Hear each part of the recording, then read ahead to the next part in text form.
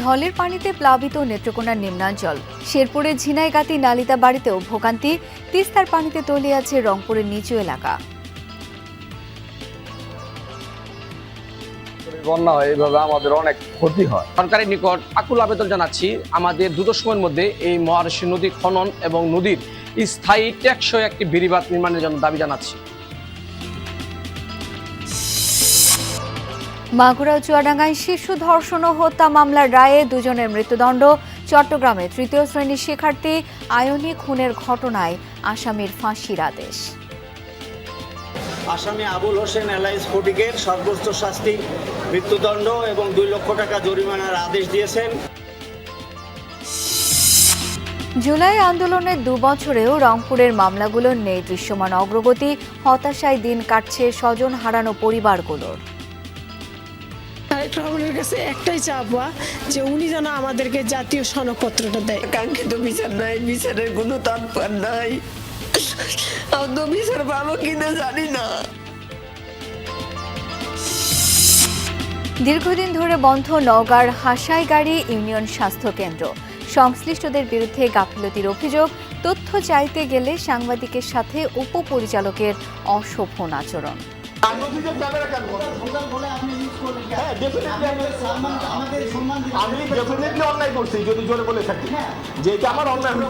এই অফিসিয়াল চিঠি করেন, আপনি যে কথা বলছেন আমি দায় মেনে আপনি ডায়াগনোসটা মামলা করবেন। প্রথম শ্রেণীর পৌরসভা হলেও নাগরিক সুবিধা বঞ্চিত ঝালকাঠি শহরবাসী। অপরিকল্পিত ড্রেনেজ ব্যবস্থা ও বেহাল সড়কে জনভোগান্তি। রোগী নিয়ে যাতায়াত করা তো বহুত কষ্ট। প্রতিনিয়ত পানি জন্য অটো পড়ে যায়, রিক্সা চলতে পারে না, অনেকে হাইটে চলাচল করে।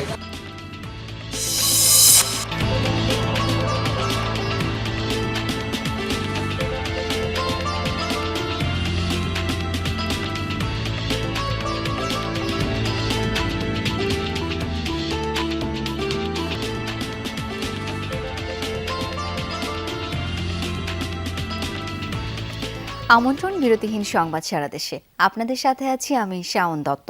এতক্ষণ শিরোনামগুলো দেখছিলেন। মৌসুমী বায়ুর প্রভাবে দেশের বিভিন্ন স্থানে বৃষ্টি হচ্ছে। নদ নদীর পানি ও পাহাড়ি ঢলে এরই মধ্যে প্লাবিত হয়েছে নেত্রকোনা ও শেরপুরের নিচু এলাকা। তিস্তার পানিতে আবারও তলিয়েছে রংপুরের 3 উপজেলার নিম্নাঞ্চল।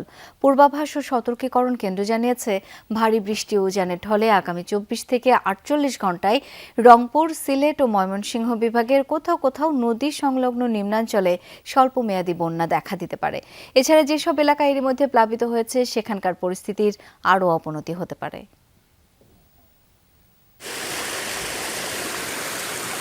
প্রবল বেগে নামছে পাহাড়ি ঢলের পানি, প্লাবিত হচ্ছে একের পর এক জনপদ।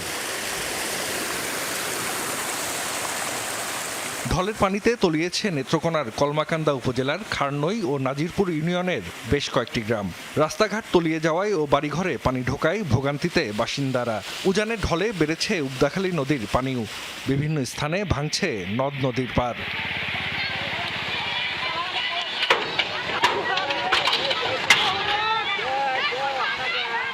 ভারী বৃষ্টি আর পাহাড়ি ঢলে নদীর পানি বেড়ে প্লাবিত শেরপুরের ঝিনাইগাতি সদরের বিভিন্ন এলাকা। তলিয়েছে রাস্তাঘাট, বাজার। রোববার রাত থেকেই নামে ভারী বৃষ্টি, সাথে পাহাড়ি ঢল। এতে বেড়েছে মহারশী, সোমেশ্বরী ও চেল্লাখালী নদীর পানি। প্লাবিত হয়েছে ঝিনাইগাতি ও নালিতাবাড়ী উপজেলার নিচু এলাকা। তলিয়েছে ফসলি জমি, ভেসে গেছে ঘেরের মাছ। স্থানীয়রা জানায়, প্রতি বছরই বন্যায় এসব এলাকা প্লাবিত হয়। বন্যার ক্ষয়ক্ষতি এড়াতে নদী খননের পাশাপাশি বেড়িবাঁধ নির্মাণের দাবি জানিয়েছেন তারা। প্রতি বছরে বন্যা হয়, এইভাবে আমাদের অনেক ক্ষতি হয়। ফসলি জমি ক্ষয়ক্ষতি হয় এবং এই ঝিনাইগাতি বাজারের আশেপাশে যে যারা বসবাস করে তাদের ঘরে পানি উঠে যায়। সরকারের নিকট আকুল আবেদন জানাচ্ছি, আমাদের দ্রুত সময়ের মধ্যে এই মহারশী নদী খনন এবং নদীর স্থায়ী টেকসই একটি বেড়িবাঁধ নির্মাণের জন্য দাবি জানাচ্ছি। উজানের ঢলে তিস্তার পানি বেড়ে চলতি বছর ষষ্ঠবারের মতো তলিয়েছে রংপুরের গঙ্গাচড়া, কাউনিয়া ও পীরগাছা উপজেলার নিচু এলাকা। ডুবেছে জমির ফসল। এছাড়া রংপুর অংশে তিস্তা নদীর অন্তত 20টি পয়েন্টে ভাঙন দেখা দিয়েছে বলে জানিয়েছে পানি উন্নয়ন বোর্ড। জরুরি ভিত্তিতে ফেলা হচ্ছে জিও ব্যাগ। এদিকে টাঙ্গাইলের গোপালপুর উপজেলার শাখারিয়া এলাকায় যমুনা নদীর তীব্র ভাঙনে হুমকির মুখে টাঙ্গাইল তারাকান্দি আঞ্চলিক সড়কের কিছু অংশ। ভাঙন কবলিত এলাকা দিয়ে বন্ধ রয়েছে যান চলাচল, বিকল্প পথে চলছে গাড়ি। ভাঙন ঠেকাতে জিও ব্যাগ ফেলছে পানি উন্নয়ন বোর্ড। জাহিদ হাসান, যমুনা নিউজ। দর্শক, এ পর্যায়ে একটু সহকর্মীদের কাছে যেতে চাই এই মুহূর্তের পরিস্থিতি জেনে নিতে। রংপুর এবং নেত্রকোনা থেকে যুক্ত হচ্ছেন তারা। শুরুতেই রংপুরের খবর জানাবেন সরকার মাঝহারুল মান্নান। মাঝহার, এই মুহূর্তে এলাকার পরিস্থিতি কেমন সেটি একটু বলবেন। দুর্ভোগে পড়া যে মানুষগুলো, কি বলছেন তারা?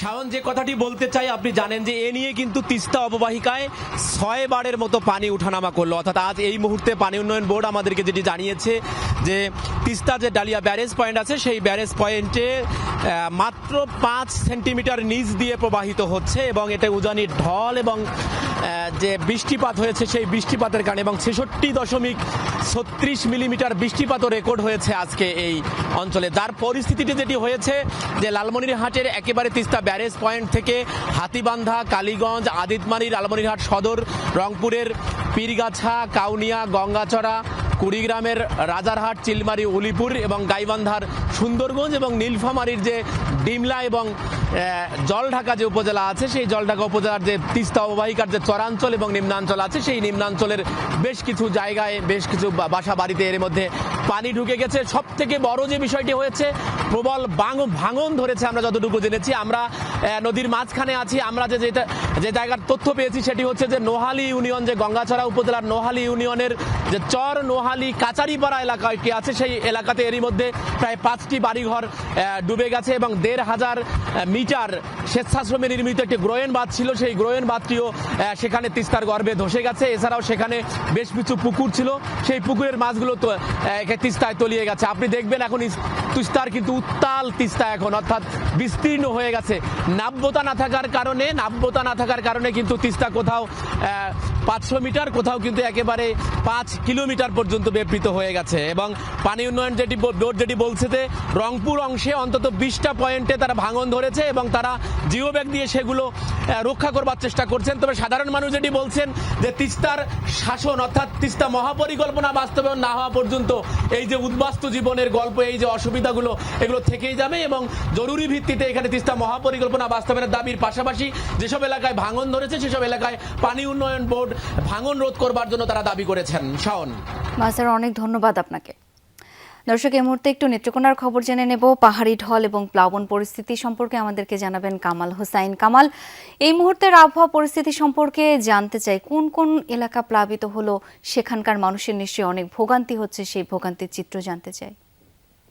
নেত্রকোনার কলমাকান্দা উপজেলার খারনই, নাজিরপুর এবং লেঙ্গুরা 3টি ইউনিয়নের অন্তত 15টি গ্রামের মধ্যে প্লাবিত হয়েছে। রাস্তাঘাট, শিক্ষা প্রতিষ্ঠান এবং বাড়িঘরেও পানি প্রবেশ করতে শুরু করেছে।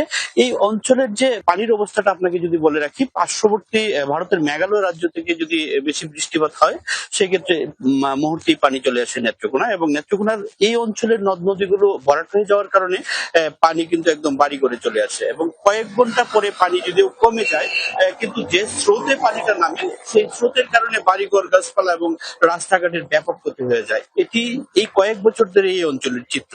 আমি যদি বলে রাখি যে 2022 সালে কিন্তু এই অঞ্চলে আকস্মিক বন্যায় অন্তত 1,500 বাড়িঘর ভেসে গিয়েছিল এবং এই পরিস্থিতির শিকার বর্তমানেও হবে এরকমই পূর্বাভাস জানিয়েছে আবহাওয়া অফিস এবং পানি উন্নয়ন বোর্ড। স্থানীয় যে উদ্যাকালী নদীর পানি ছিল বিপদসীমার 12 সেন্টিমিটার উপর দিয়ে যাচ্ছিল, এখন এটা 15 সেন্টিমিটার উপর দিয়ে যাচ্ছিল, এখন এটা 15 সেন্টিমিটার উপর দিয়ে প্রবাহিত হচ্ছে। সুতরাং বলাই যায় যে পানির গতি এবং বৃদ্ধি পাবে। শাওন, ধন্যবাদ কামাল এই মুহূর্তের পরিস্থিতি জানানোর জন্য। তিন জেলায় শিশু ধর্ষণ ও হত্যা মামলার রায়ে 3 জনকে মৃত্যুদণ্ড দিয়েছেন আদালত। এদের মধ্যে 2022 সালে মাগুরার শ্রীপুরে শিশুকে ধর্ষণের পর হত্যা মামলার রায়ে একজনকে দেওয়া হয়েছে মৃত্যুদণ্ডের সাজা। এদিকে 3 বছর আগে চুয়াডাঙ্গায় শিশু মরিয়ম ধর্ষণ ও হত্যা মামলায় একমাত্র আসামিকে মৃত্যুদণ্ড দিয়েছেন আদালত। এছাড়া চট্টগ্রামে স্কুল ছাত্রীকে ধর্ষণ চেষ্টায় ব্যর্থ হয়ে হত্যা ও মরদেহ গুমের বহুল আলোচিত মামলায় মূল আসামিকে ফাঁসির আদেশ দিয়েছেন আদালত।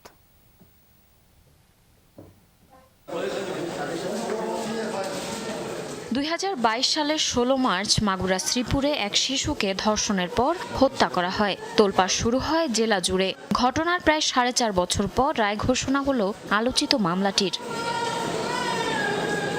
মাগুরা জেলা ও দায়রা জজ আদালতের বিচারক মেজারুর রহমান শিশু রাজিয়া হত্যা ও ধর্ষণ মামলার রায় ঘোষণা করেন। ফাঁসির দণ্ডপ্রাপ্ত হাসান শেখ কারাগারে রয়েছে। মামলায় উল্লেখ করা হয় 2022 সালের 16 মার্চ শ্রীপুর উপজেলা শ্রীকোল গ্রামের 6ষ্ঠ শ্রেণীর ছাত্রী রাজিয়া খাতুন নিখোঁজ হয়। পরদিন একটি বাঁশঝাড় থেকে তার মরদেহ উদ্ধার করা হয়। এ ঘটনায় হাসানকে আসামি করে ধর্ষণ ও হত্যা মামলা করে পরিবার। তদন্ত শেষে হাসানকে অভিযুক্ত করে চার্জশিট দেয় পুলিশ। সাক্ষ্য গ্রহণ ও যুক্তিতর্ক শেষে রায় ঘোষণা করেন আদালত। ভিকটিমের গায়ে একটা ছোট্ট লোম ছিল, সেই লোমটা ডিএনএ পরীক্ষায় প্রমাণিত হয় যে এই লোমটা হাসানের। তাহলে মহিলাকে ওই বেলেট দিয়ে হত্যা করেছে এটা প্রমাণিত হয়েছে এবং সেই জন্য এই আসামির মৃত্যুদণ্ড আদালত দিয়েছে। হাইকোর্টে তারা আপিল করবে বলে ফিরিয়াদ করতে দরখাস্ত করছে, সেইটা লানেট কোর্ট মঞ্জুর করছে। চুয়াডাঙ্গায় শিশু মরিয়ম ধর্ষণ ও হত্যা মামলায় একমাত্র আসামি আবুল হোসেনকে মৃত্যুদণ্ড দিয়েছেন আদালত। পাশাপাশি তাকে 2 লাখ টাকা জরিমানাও করা হয়েছে। মৃত্যুদণ্ডপ্রাপ্ত আবুল কারাগারে রয়েছে। মামলায় উল্লেখ 2023 সালে জীবননগরের গোয়ালপাড়া গ্রামের 3য় শ্রেণীর শিক্ষার্থী মরিয়ম খাতুনকে আসামি আবুল কৌশলে ভুট্টা খেতে নিয়ে ধর্ষণের পর হত্যা করে। এ ঘটনায় মামলা করে পরিবার। আদালতে স্বীকারোক্তিমূলক জবানবন্দিও দেয় আসামি। রাষ্ট্রপক্ষের উপস্থাপিত মতে আদালত সন্তুষ্ট হয়ে আজকে আসামি আবুল হোসেন এলাইস ফটিকের সর্বোচ্চ শাস্তি মৃত্যুদণ্ড এবং 2 লক্ষ টাকা জরিমানার আদেশ দিয়েছেন। এই রায়ে বাদী তথা রাষ্ট্রপক্ষ এই মামলার ন্যায় বিচার পেয়েছে।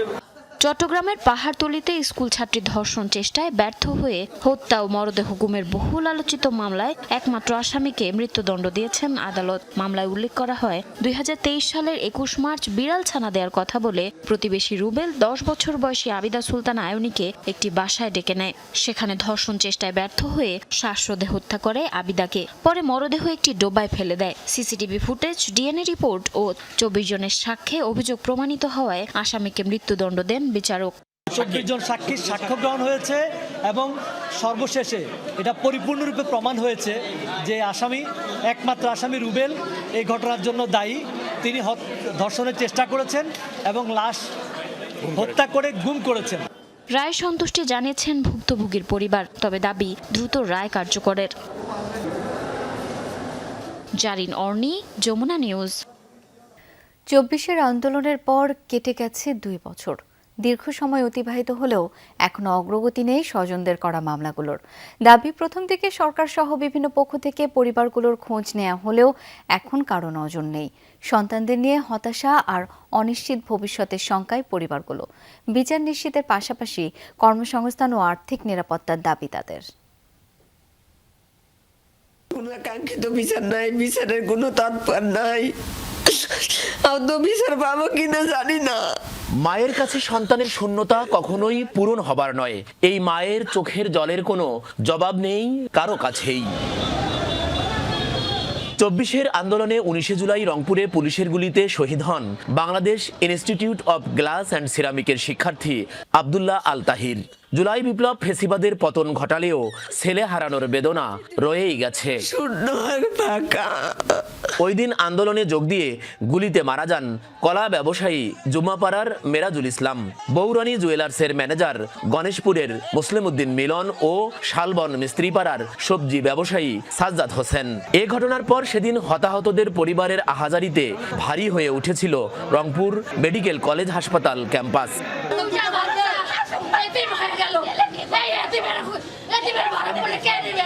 18 জুলাই মডার্ন মোড়ে আইন শৃঙ্খলা বাহিনী ও সরকার দলীয় সন্ত্রাসীদের গুলিতে নিহত হন অটো চালক মানিক মিয়া। এরপর পরিস্থিতি আরো উত্তপ্ত হয়ে ওঠে। 19 জুলাই দুপুরের পর ছাত্র জনতা মিছিল নিয়ে কাছারিবাজারের দিকে যেতে চাইলে আন্দোলনকারীদের নির্বিচারে গুলি করে আইন শৃঙ্খলা বাহিনী।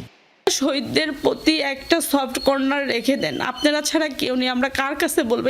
এই হাহাকার কাকে বলবো? 13,000 টাকা করে প্রতি মাসে ভাতা দেয়, হয়তো তা দিয়ে আমার বাচ্চাকে নিয়ে আমার থাকা খুবই কষ্টকর। যাদের লেখাপড়া আছে তাদেরকে সরকারি প্রতিষ্ঠানে আমাদেরকে একটা মানসম্মত চাকরি দেওয়া হোক।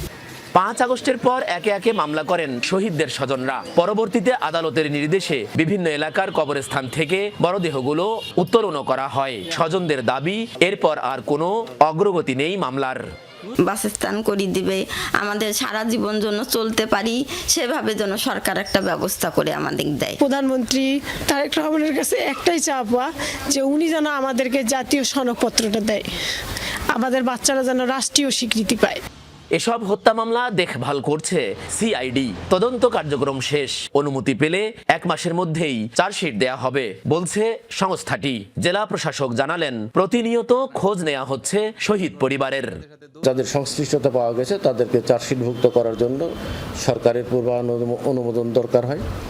তো আমরা সেজন্য চিঠি লিখেছি, আমরা আংশিক পেয়েছি অনুমোদন, আংশিক পাইনি, যার কারণে আমরা চার্জশিট সাবমিট করতে পারছি না। শহীদ পরিবারের সাথে আমাদের গ্রুপে আমরা যুক্ত আছি। প্রতিদিন তারা যে কোনো মেসেজ আমাদের কাছে পাঠাচ্ছেন, আমরা সেগুলো দেখি এবং সেই অনুপাতে ব্যবস্থা নিই। কিন্তু জুলাই যোদ্ধা যারা আছেন তাদের সবার সাথে আমাদের আসলে ওভাবে কানেক্টিভিটিটা নেই, কিন্তু অনেকেই যারা আমাদের সাথে যোগাযোগ রক্ষা করেন, আমরা তাদের সাথে মোটামুটি তাদেরকে সাথে নিয়ে আমরা আমাদের অনুষ্ঠানগুলি করার চেষ্টা করি।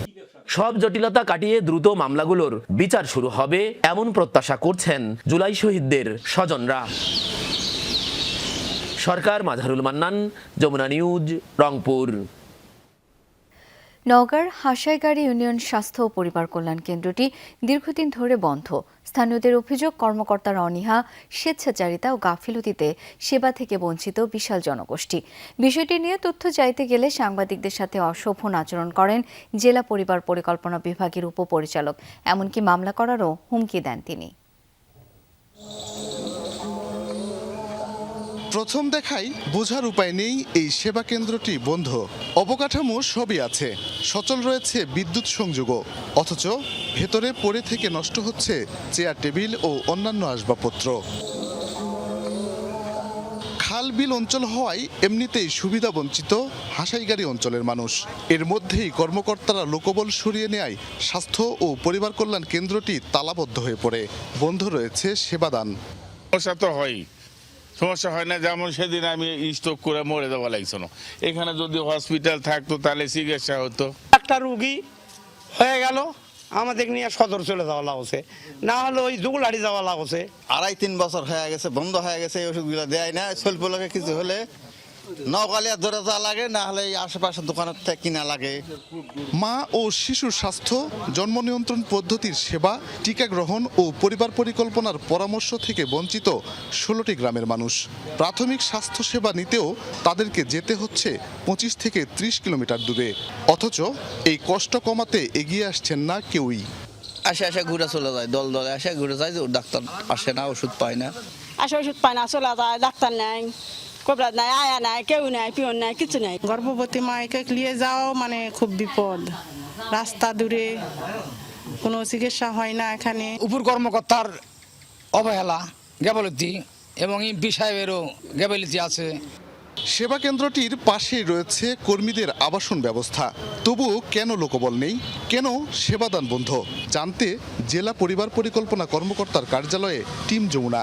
ক্যামেরা দেখেই রুদ্রমূর্তি ধারণ করেন উপপরিচালক গোলাম মোহাম্মদ আজম।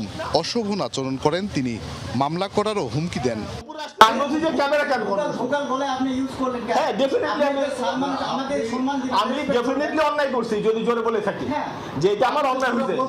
অফিসিয়াল চিঠি করেন, আপনি যে কথা বলছেন আমি বাইরে নেমে আপনি নাইট লিস্টে মামলা করব।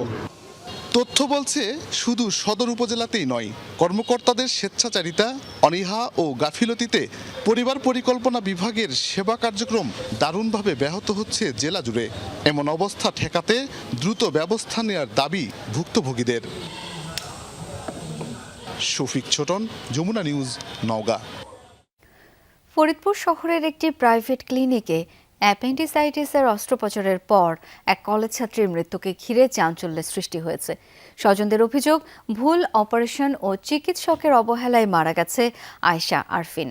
তবে অভিযোগ অস্বীকার করে হাসপাতাল কর্তৃপক্ষ দায় চাপিয়েছে চিকিৎসকের উপরই। এই ঘটনায় 3 সদস্যের কমিটি গঠন করেছে জেলা স্বাস্থ্য বিভাগ। এই আহাজারি এক মায়ের, মেয়েকে নিয়ে এসেছিলেন চিকিৎসার জন্য, এখন বাড়িতে ফিরছেন মরদেহ নিয়ে।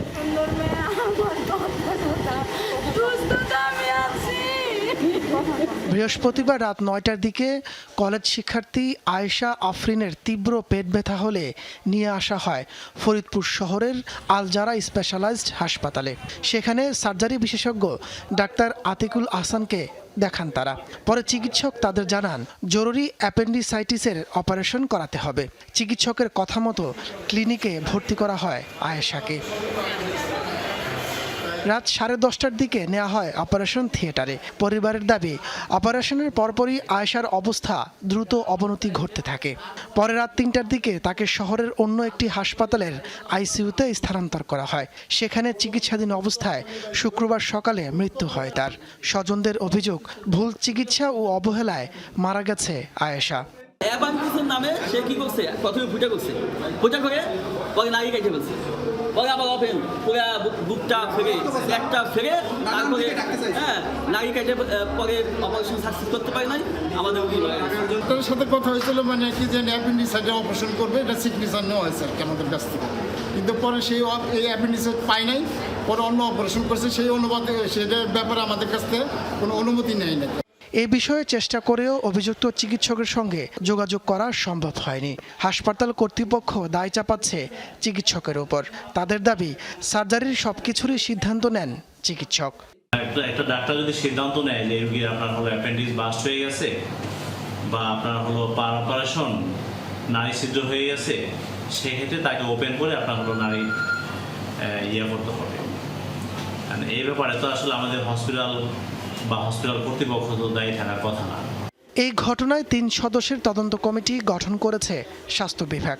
সিভিল সার্জন জানান, তদন্তের পর দায়ীদের বিরুদ্ধে নেওয়া হবে ব্যবস্থা। ইতিমধ্যেই এটা জানার সাথে সাথে একটা তদন্ত কমিটি গঠন করেছি এবং সে তদন্ত কমিটি তদন্ত করার পরে যারা এই বিষয়ে দোষী সাব্যস্ত হবে অবশ্যই তাদের বিরুদ্ধে যথাযথ ব্যবস্থা নেওয়া হবে। অভিযুক্ত চিকিৎসক আতিকুল আহসান ফরিদপুর মেডিকেল কলেজ হাসপাতালের সহযোগী অধ্যাপক। তাপস সরকার, যমুনা নিউজ। প্রথম শ্রেণীর পৌরসভা হিসেবে তালিকাভুক্ত হলেও কাঙ্ক্ষিত নাগরিক সুবিধা থেকে বঞ্চিত ঝালকাঠি পৌরসভার বাসিন্দারা। দীর্ঘদিন সংস্কার না হয় পৌরসভার 12টি গুরুত্বপূর্ণ সড়ক ও ড্রেনেজ ব্যবস্থা বেহাল। ভোগান্তিতে পড়া বাসিন্দারা চান দ্রুত ব্যবস্থা নেওয়া হোক। ঝালকাঠি পৌরসভা কাগজে কলমে প্রথম শ্রেণীর মর্যাদা পেলেও বাস্তব চিত্র ভিন্ন। পৌরসভার বিভিন্ন সড়ক দীর্ঘদিন ধরে চলাচলের অনুপযোগী। খানাখন্দে ভরা এসব রাস্তায় প্রতিদিন ঝুঁকি নিয়ে চলাচল করছেন হাজারো মানুষ। দীর্ঘদিন সংস্কার না হওয়ায় পৌরসভার ড্রেনেজ ব্যবস্থা এখন প্রায় অকার্যকর। সামান্য বৃষ্টিতেই তৈরি হয় জলাবদ্ধতা। অপরিষ্কার খাল আর ড্রেনে জমে থাকা পানিতে বাড়ছে মশার উপদ্রব। প্রতিনিয়ত পানি জন্য অটো পড়ে যায়, রিক্সা চলতে পারে না, অনেকে হাইটে চলাচল করে। বর্ষা পড়লে পানি জমে যায়, গাড়ি চলতে অসুবিধা, রোগী নিয়ে যাতায়াত করা তো বহুত কষ্ট। অভিযোগ রয়েছে বর্জ্য ব্যবস্থাপনা নিয়েও। স্থায়ী কোনো ডাম্পিং স্টেশন না থাকায় শহরের বর্জ্য সরাসরি ফেলা হচ্ছে সুগন্ধা ও বাসন্ডা নদীতে। এতে দূষিত হচ্ছে নদীর পানি, বিপন্ন হচ্ছে জলজ প্রাণী। বর্ষার সিজনে পানি খাল থেকে উপচিয়ে রাস্তা থেকে আমাদের স্কুল পর্যন্ত প্লাবিত হয়। যেই খালটা খনন করা হয়েছে বলে বলছে, সেখান থেকে বিভিন্নভাবে অর্থ আয় করা হয়েছে, অথচ সেই খাল যে নোংরা, সেই নোংরা পরিবেশ এখনও রয়ে গেছে। পৌর কর্তৃপক্ষ বলছে দুর্ভোগ লাঘবে বিভিন্ন প্রকল্প নেওয়া হয়েছে। বিদেশি অর্থায়নের প্রকল্প হওয়ায় কয়েক স্তরের কাগজপত্র যাচাই বাছাইয়ে সময় লাগছে। তিনটি সড়কটা আমাদের কুবালি সড়ক, আমাদের কাঠকুটি রোড, প্রত্যেকটা বিভিন্ন প্রকল্পে দেওয়া আছে। বিভিন্ন স্তরে যাচাইয়ের জন্য তারা বেশ কয়েকবার আমাদের এসে সরেজমিনে দেখে গিয়েছে, মিটিং হয়েছে। এরপরে এইটার জন্য আমরা একটু আটকে আছি। 1875 সালে প্রতিষ্ঠিত পৌরসভাকে ঘিরে উন্নয়ন ও নাগরিক সেবা নিশ্চিতে দ্রুত ব্যবস্থা নেওয়ার দাবি 50,000 পৌরবাসীর। তাপস সরকার, যমুনা নিউজ। সিরাজগঞ্জের রায়গঞ্জে ফুটবল খেলাকে কেন্দ্র করে বাকবিতণ্ডের জেরে ছুরিকাঘাতে এক যুবক নিহত হয়েছেন। উপজেলার কালিঞ্জা বাজারে এই ঘটনা ঘটে। এলাকাবাসী জানায়, গতকাল বিকেলে স্থানীয়ভাবে ফুটবল খেলার আয়োজন করা হয়। খেলাকে কেন্দ্র করে গ্রামের বাসিন্দা ইলিয়াস খান ও রাসেলের মধ্যে কথা কাটাকাটি হয়। স্থানীয়দের অভিযোগ, এর জের ধরে রাত 10:30টার দিকে রাসেল ও তার ছেলে সিয়াম ইলিয়াসকে ছুরিকাঘাত করে। হাসপাতালে নেওয়া হলে তাকে মৃত ঘোষণা করেন চিকিৎসক। এই ঘটনায় সকালে হত্যা মামলা করেছে নিহতের পরিবার। জড়িতদের ধরতে অভিযান চলছে বলে জানিয়েছে পুলিশ।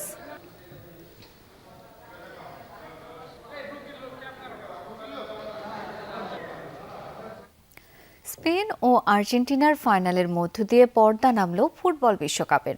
দেশের বিভিন্ন স্থানে বড় পর্দায় খেলা উপভোগ করেন ফুটবল প্রেমীরা। কেউ খেলা দেখেন বন্ধু বান্ধব নিয়ে, কেউ বা পরিবার পরিজন নিয়ে।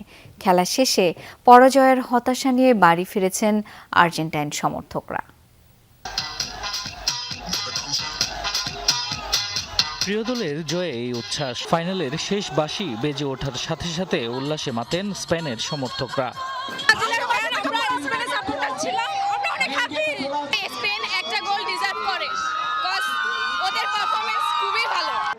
এই জয়ের মধ্য দিয়ে 38 দিনের উৎসবের পর্দা নামল সেই 7 সমুদ্র 13 নদীর ওপারে। তাতে কি ভক্ত আর সমর্থকদের আবেগে ভাটা পড়েনি। নিউ ইয়র্কের মেডলাইফ স্টেডিয়ামে উন্মাদনা ছড়িয়ে পড়েছিল বাংলাদেশের শহর থেকে গ্রাম পর্যন্ত। আমার সাথে আমার ভাতিজিকেও নিয়ে আসছি, সেও খেলা দেখতে আসছে। বিশ্বকাপের ফাইনালে স্পেনের জয়ের পর চট্টগ্রামের সিআরবি একই সাথে হয়ে ওঠে আনন্দ আর বিষাদের প্ল্যাটফর্ম। কোথাও উল্লাসে মেতেছেন স্পেনের সমর্থকরা, আবার কোথাও প্রিয় দলের হারে কান্নায় ভেঙে পড়েন আর্জেন্টিনার ভক্তরা। আর্জেন্টিনা হেরে গেছে, এত দূরে এসে পারলো না কাপ নিতে। আর্জেন্টিনা টিমের সাথে লেবারে অনেক ফাউল করছে, যে ফাউলগুলো দেওয়া উচিত ছিল না কোনো। রংপুরে বাবার সাথে খেলা দেখতে এসেছিলেন দুই ভাই। প্রিয় দলের হার কোনোভাবেই মানতে পারছিলেন না তারা। তাদের মতোই হৃদয় ভেঙেছে হাজারো সমর্থকের। অনেক জায়গায় আবার খেলা শেষে তর্কে জড়ান সমর্থকরা। অনেক ইচ্ছা ছিল জিতবে আজকে, একদম মুড খারাপ হয়ে গেছে মেসির খেলা দেখে একদম। স্পেন যে ফুটবল প্রোডাকশন করে, তারা আধুনিক ফুটবলের জনক। তারা বার্সেলোনা যে সেখান থেকে প্রোডাকশন নতুন তৈরি করে, সেটা কিন্তু তারা আজকে দেখিয়ে দিয়েছে। গুড়ি গুড়ি বৃষ্টি উপেক্ষা করে বরিশালের বেলস পার্ক মাঠে জড়ো হন সমর্থকরা।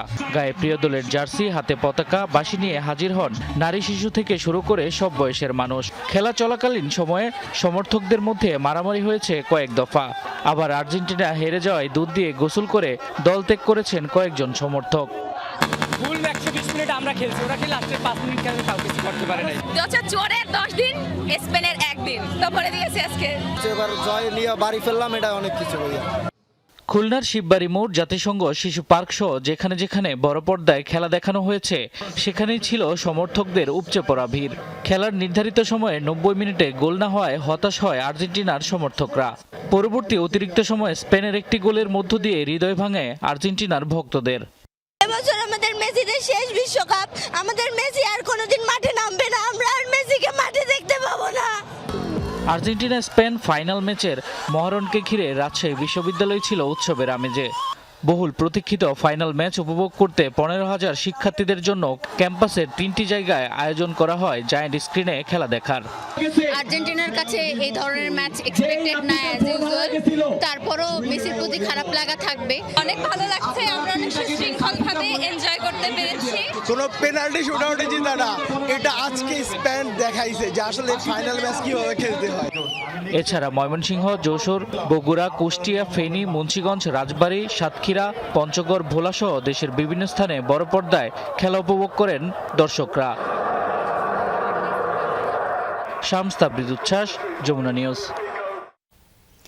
দর্শক, এই ছিল সংবাদ সারা দেশের আয়োজনে।